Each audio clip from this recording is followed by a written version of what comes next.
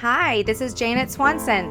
I am here today to encourage you, inspire you, and cheer you on, and to let you know you deserve to be happy, to be healed, and to live your life in freedom.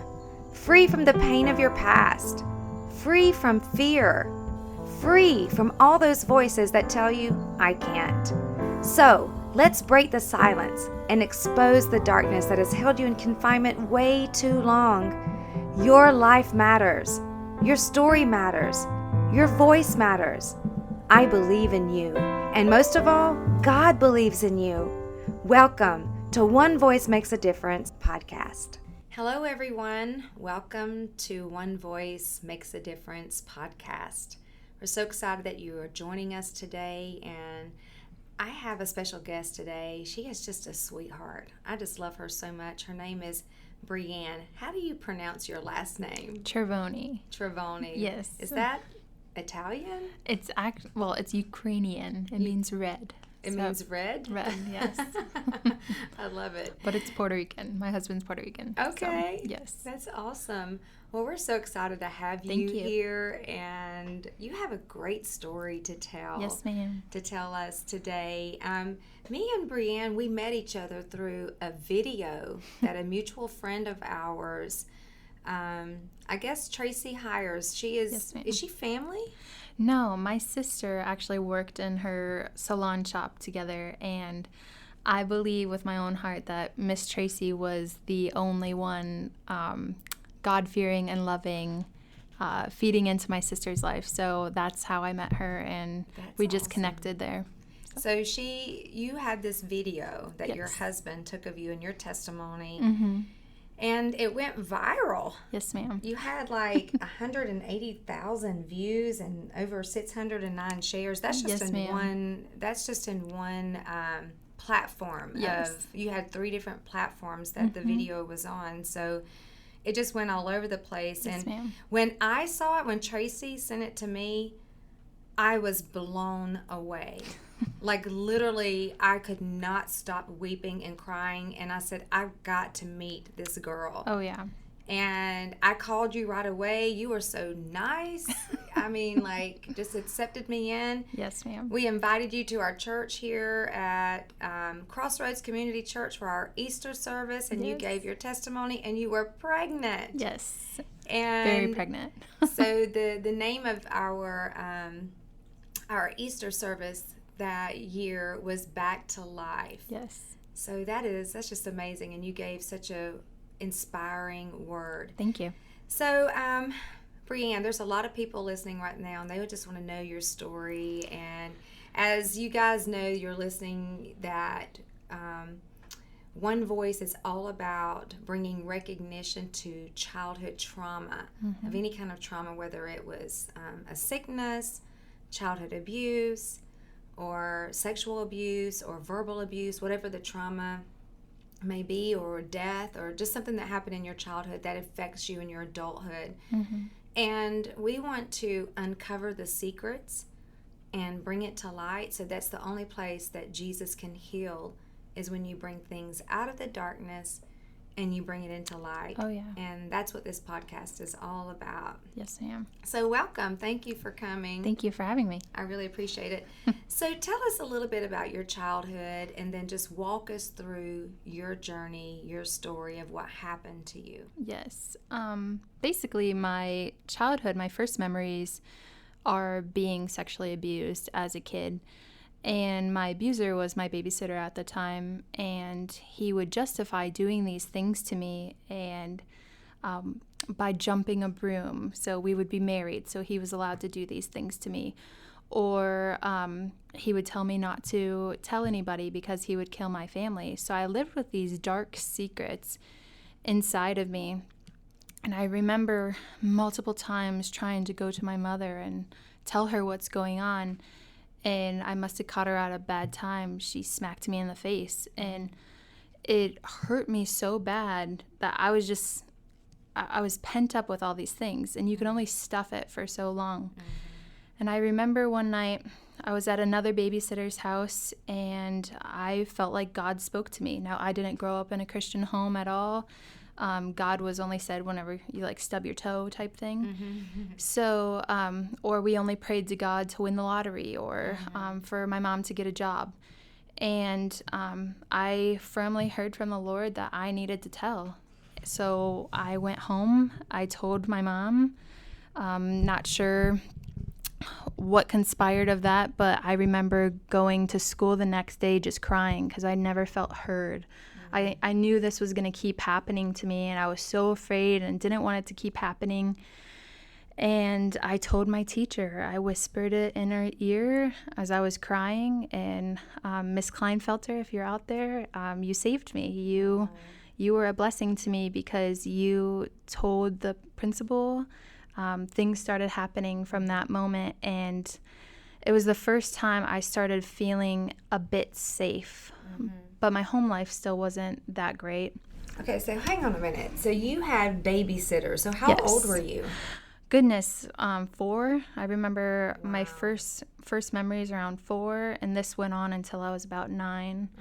And then later on, The same person? The same person. And it was a male? It was a male, yeah. Big, obese male, mentally challenged male.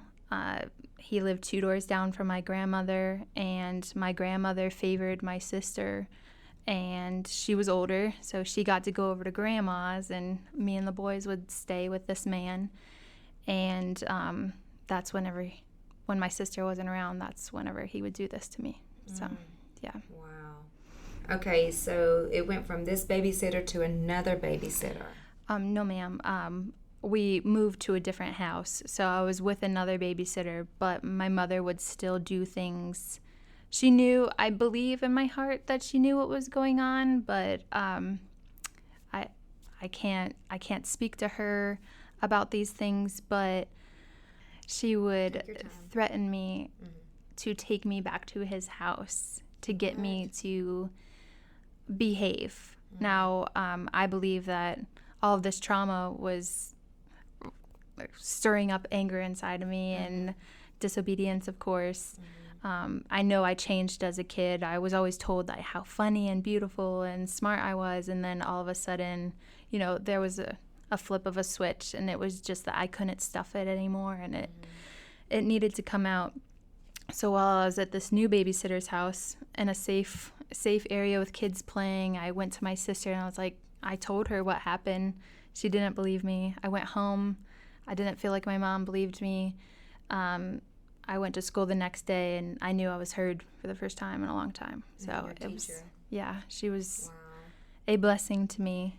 I just want to stop a moment and say thank you for all those teachers out there that listen. You listen to your students, and when they're going through something, wow, you make a difference in their lives. So I just wanted to do a shout out for them real quick. Yes. So what happened after you told your teacher? Yeah, so they sent me down to the principal's office. I was not permitted to go home on the bus, and that's when my mom came to the school. I knew I was going to get in trouble because, what happens at home stays at home type thing.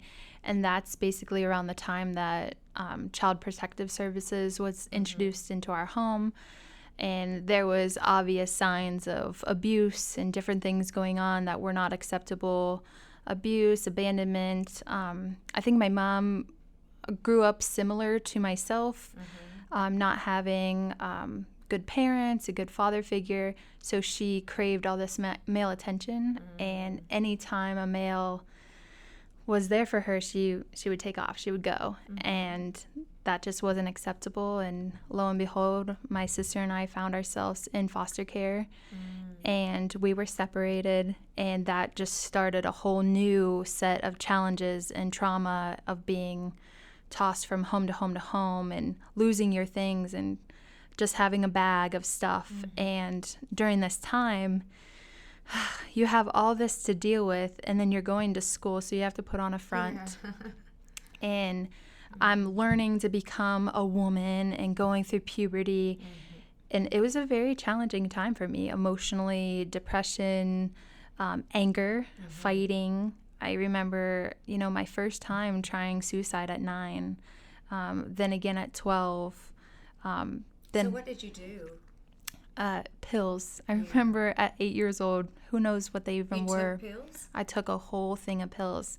And thank At God, 9? yeah, I'm so thankful I'm here. I get to see all the blessings. Amen. But Yes. through that time of being in foster care, eventually my grandmother ended up retaining kinship care of us, which is basically foster care for people who know you.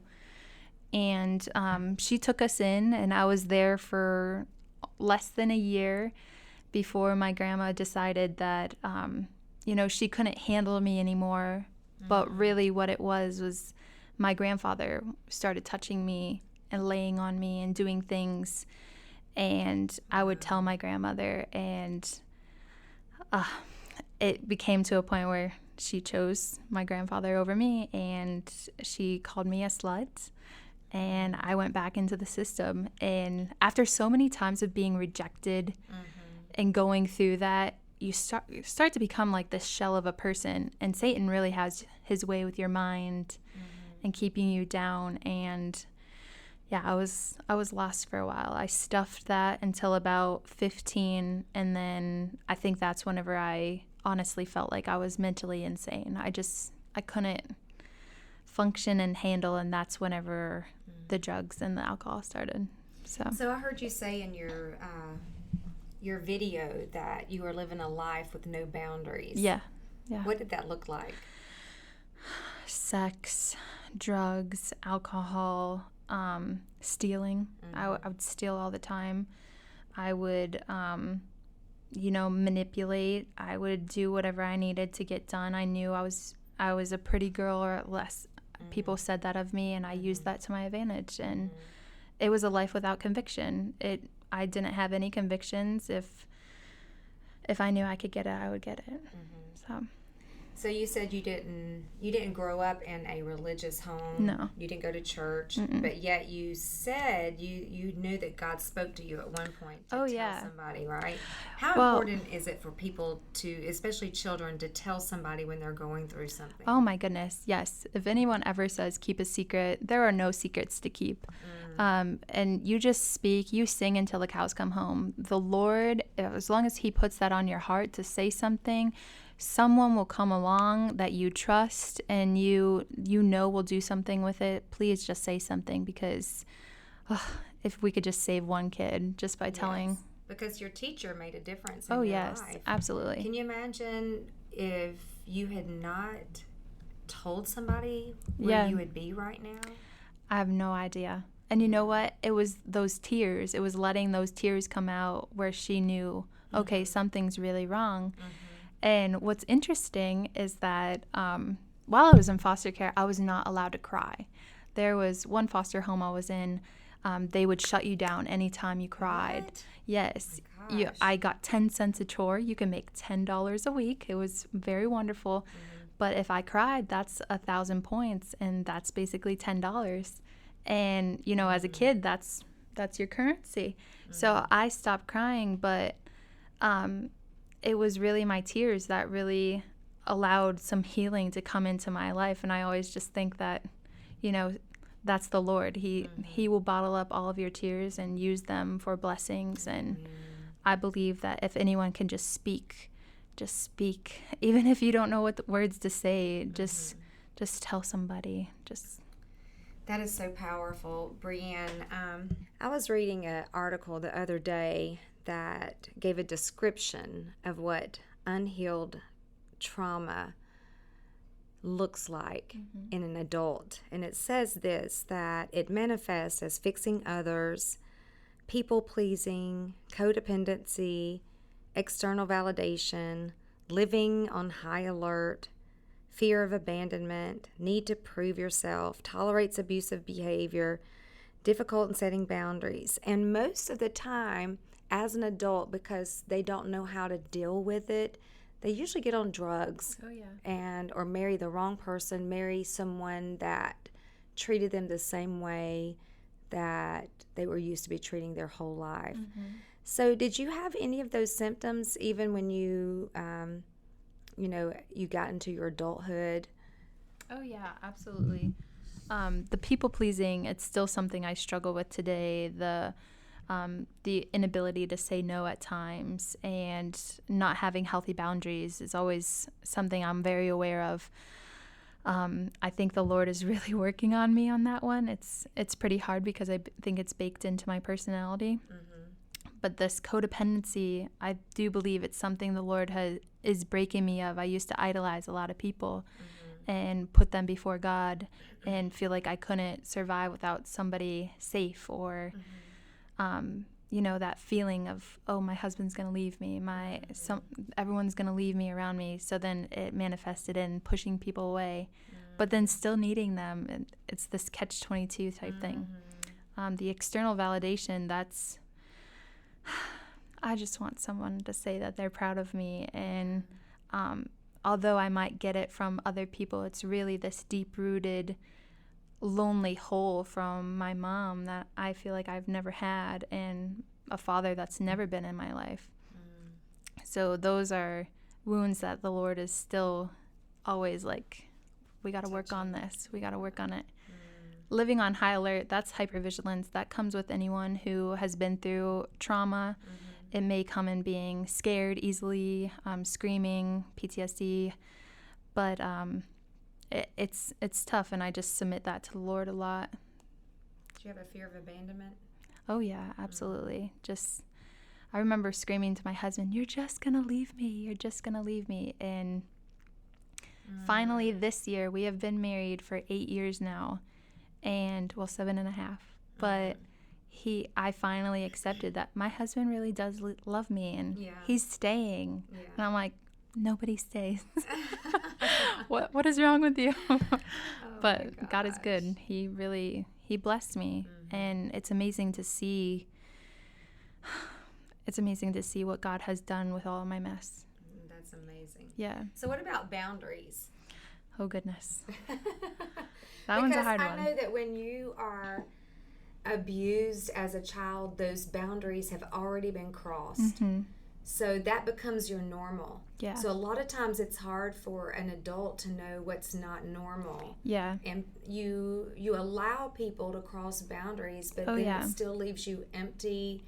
And, and I think as a Christian, what I think about is that even God has boundaries. He put Adam and Eve in the garden, and he said, you can have any tree you want, but don't touch that one. Yeah. And someone asked me the other day, they said, why do you think that God did that? Why do you think that he put all of these trees out there and said, you could have anything you want, but don't touch this one? And I said, I really think it's because that God doesn't make robots. He doesn't make you serve him or make you love him or make you obey him. He gives you the choice. You always have a choice, but he did set the boundaries. And sin is always crossing a boundary.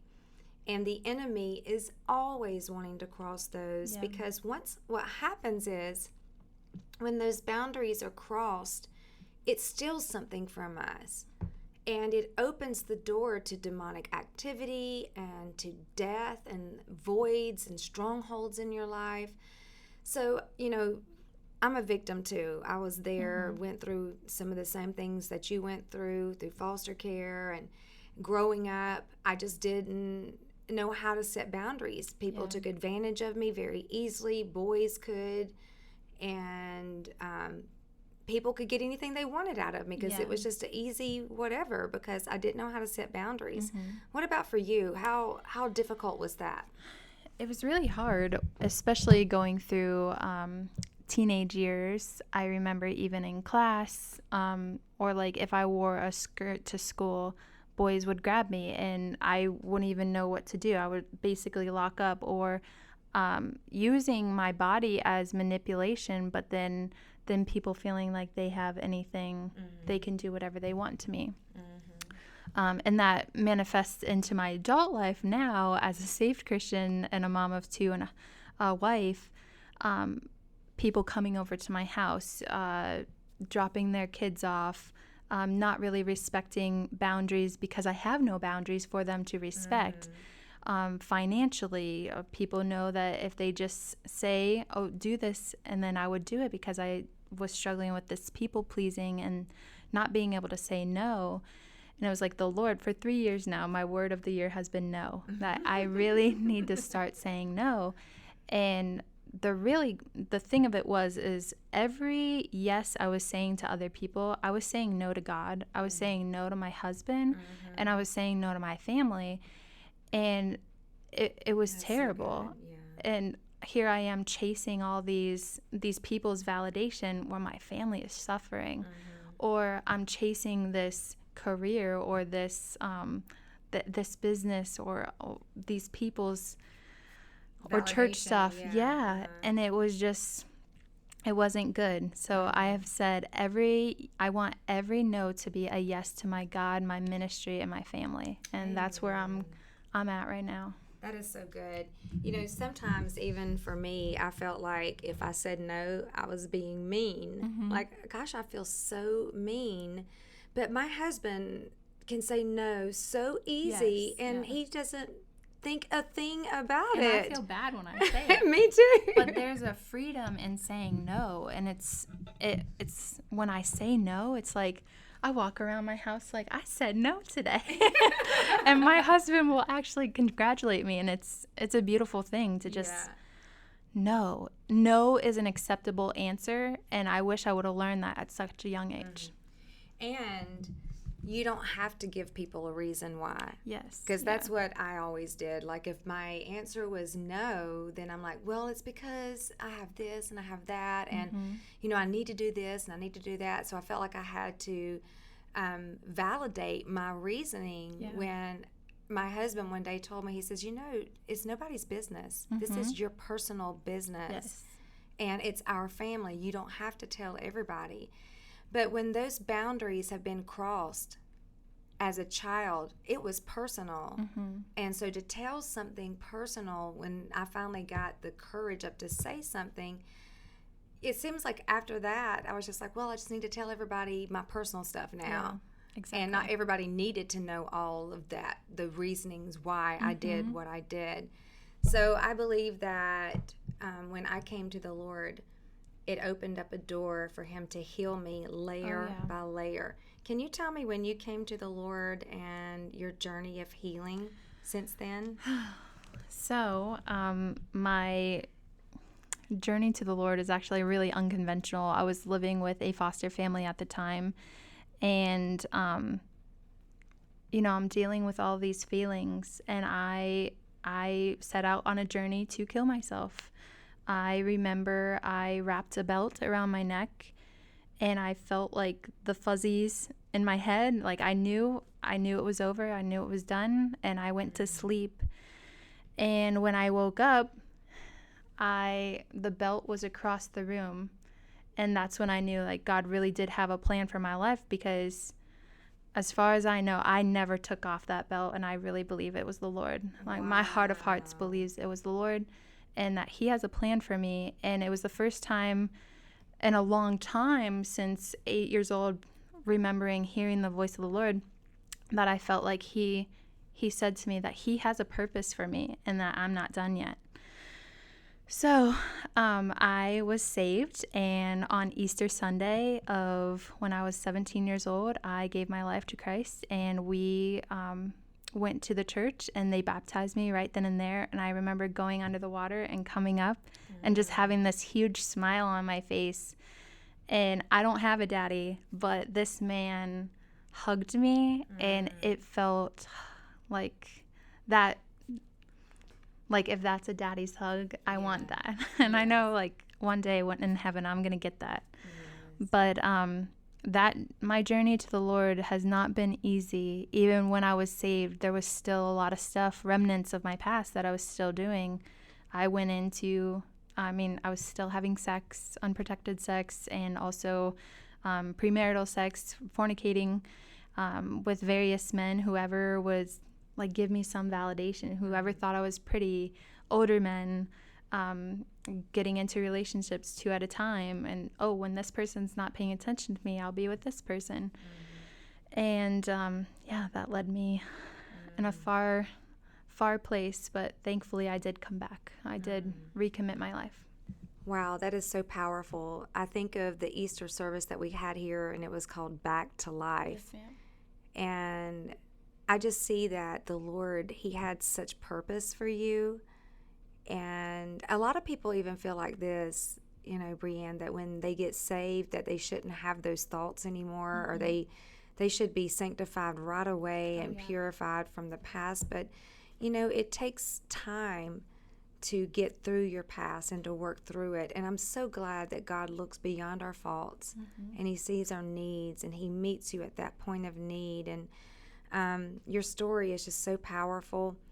And I just love the way He brought you back to life. Like, the Word says that we were dead in our sins, but what Jesus did for us and the same resurrection power that raised Him from the dead lives inside of us. So now we are alive in Him, and we serve such an awesome God. He's not dead. He's not in the grave. He is alive. Yes, and He brought us back to life.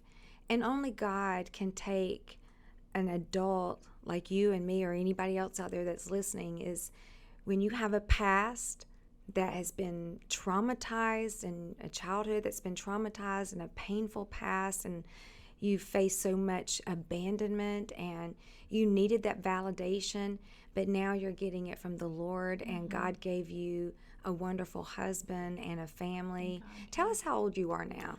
I will be 28 in 2 weeks. 28 Yes. in 2 weeks. Yes, ma'am. I am still young. The Lord is not done with me yet. Wow. Listen, you guys, we're going to have 3 episodes with Brienne. This is the first one, so she has a lot more to say and a lot more to talk about. But Brienne, I want you to talk to someone today. Maybe there's someone out there that's been thinking about suicide or have attempted suicide. And here we are in 2020, Yes. in the middle of a pandemic. And there has been, the suicide rate is through the roof. Right here in our town, I know 4 people that's committed suicide in the past 4 months. Wow. And 3 of them were young people. And it's just crazy. So I want to get the word out there. What could you say to them to change their mind?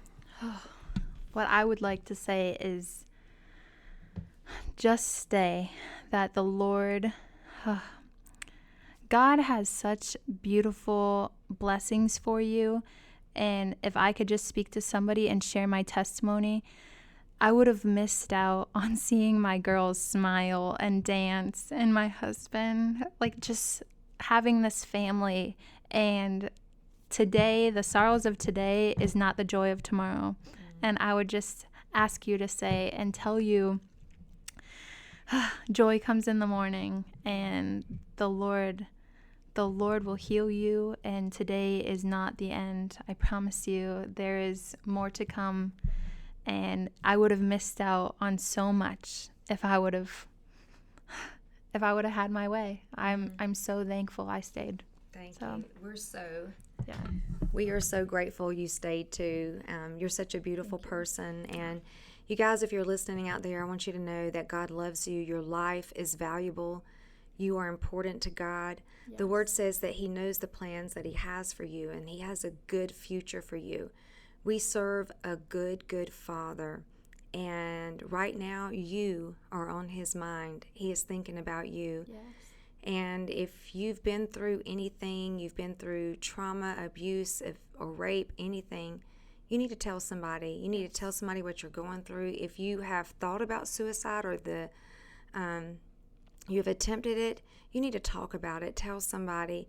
Most of all, invite God into your heart. And I promise you, the best decision I have ever made was ask Jesus into my life. And this journey, walking with Him, has been, I can't even explain to you the love that I feel from God and His validation. When I was in my 20s and just freshly saved, even then I felt God's love and God's power. But now that I'm 50 and I've been walking with him through all these years, it's just deeper. Yeah. It's like the longer you're married, the deeper you fall in love with that yeah. person. I've been married for 31 years, and I loved him at the beginning, but now I'm like, man, I really love you, really love you. And it's the same way with God. The more you walk with him and you find out his character and you find out who he really is, it's super powerful.